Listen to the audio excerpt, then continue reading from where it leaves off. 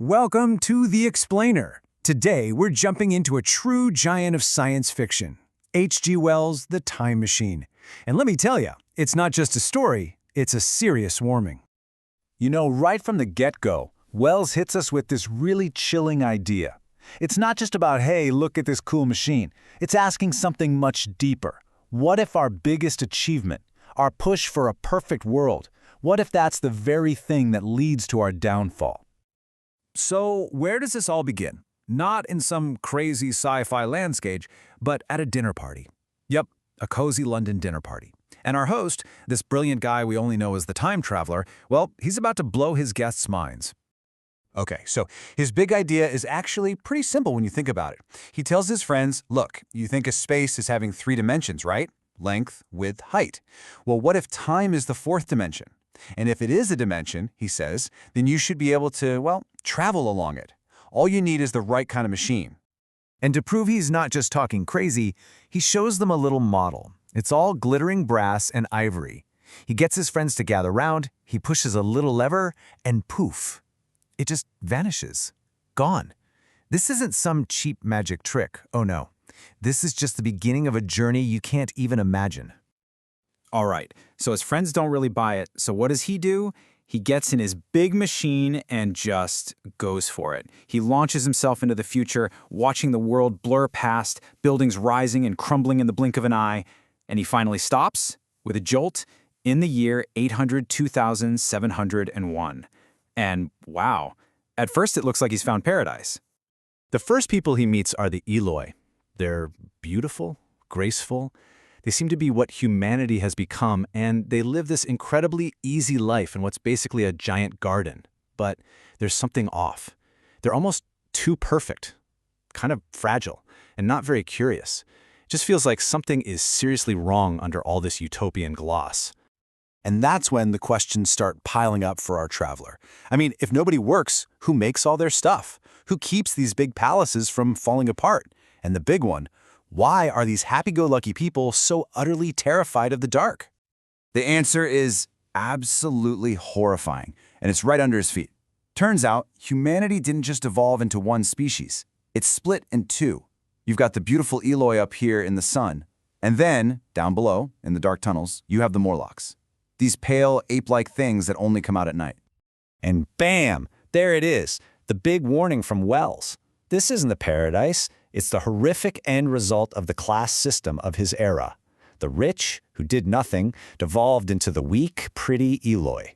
And the workers, the ones pushed underground and forced to toil, they turned into the monstrous Morlocks.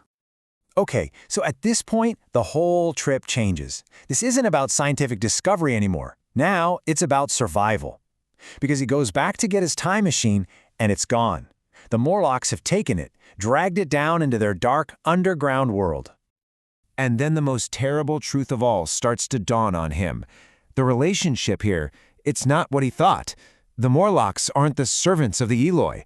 Oh no, the Morlocks are the farmers, and the Eloi, they're the livestock. They're literally being raised like cattle to be eaten.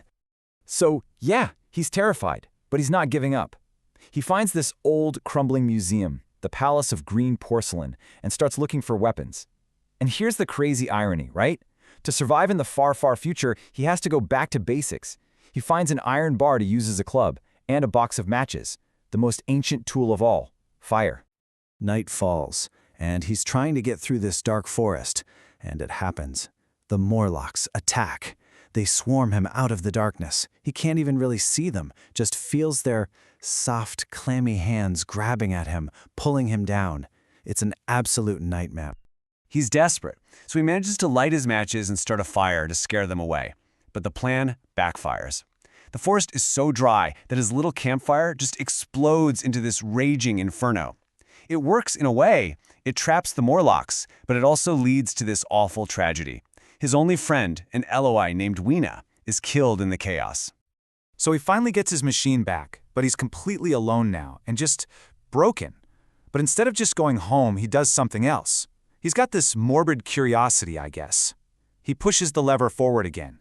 He wants to see how it all ends. And what he sees is just the slow death of a planet. He jumps millions of years into the future. The Earth stops spinning. The sun is this huge dying red giant.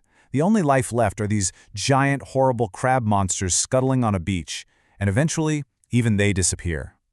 He makes one last stop, 30 million years from his own time, and there's nothing, just a frozen, silent world. A final eclipse happens, and everything goes completely black. And he's just hit with this overwhelming horror of absolute, total emptiness. The end. He can't take it. He yanks the lever back, fleeing from the end of time itself. He comes crashing back into his own lab right in the middle of his dinner party. He's a mess, all haggard and hurt, a week late, but man, does he have a story to tell. Of course, his friends think he's lost his mind. They laugh it off, call it a great story. But then he shows them his proof. And it's not what you'd expect. It's his beat-up time machine, the cuts on his hands, and these two strange withered flowers. A little gift from Weena, from a world that doesn't even exist yet. And you know, for a second, even he starts to doubt it. Being back in his familiar, comfortable world, the future he saw just seems so impossible, so much like a terrible dream. It's almost easier to believe it was just a nightmare. But the next day, he's ready to go again. He tells the narrator, "Give me half an hour, I'll come back with proof you can't deny." He grabs a few things, goes into his lab, and just like that, he's gone again. That was 3 years ago, and he never came back. Which leaves us and his friends with this massive question. Was it all just an incredible story, a tall tale, or did he really see the future? A future that serves as a terrible warning that everything we're building, all our progress, could be leading us to our own horrifying end.